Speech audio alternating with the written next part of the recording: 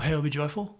We are now in 1 Peter 2, verse 11, and we're looking more at the application of what Peter's been telling us about our identity, our citizenship in Christ. And we bump into sort of an unusual introduction. He moves away from his theme of belonging and nationhood and priesthood and being in the family of God, being possessed by God, to something different. It's a funny start to verse 11. Beloved, that makes sense. That follows.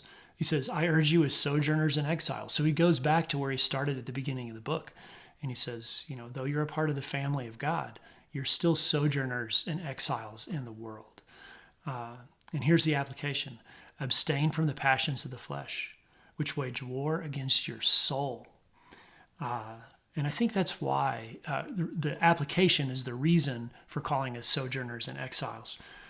We have a powerful sin nature, and we have to pay attention to it. We have to be woken up and remember that we are not physically present in the world that God has brought us into spiritually. We're in this world, and that means that we're going to live differently than what we see around us. See, we want to have our needs, or what we perceive as our needs, fulfilled. And the most classic of those needs is the passions of the flesh, which sounds like a really Victorian way of saying sex. I mean, our culture is permeated with being fulfilled now sexually. And he's saying, wait, no, the passions of the flesh can't drive us. We cannot participate in that. And sex must be contained in the vessel that it was created for and be nowhere else.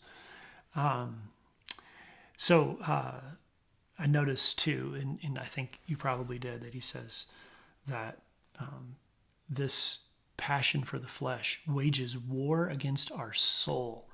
I mean, think about that. Just visualize that. The following the temptation to engage in passions of sex outside of marriage is like shooting guns, dropping bombs, everything that is war on our soul. I mean, the very core and most important part of our being is not passively being damaged or randomly bumping into us in some way. It is purposefully tearing in to that precious part of us, which is our soul.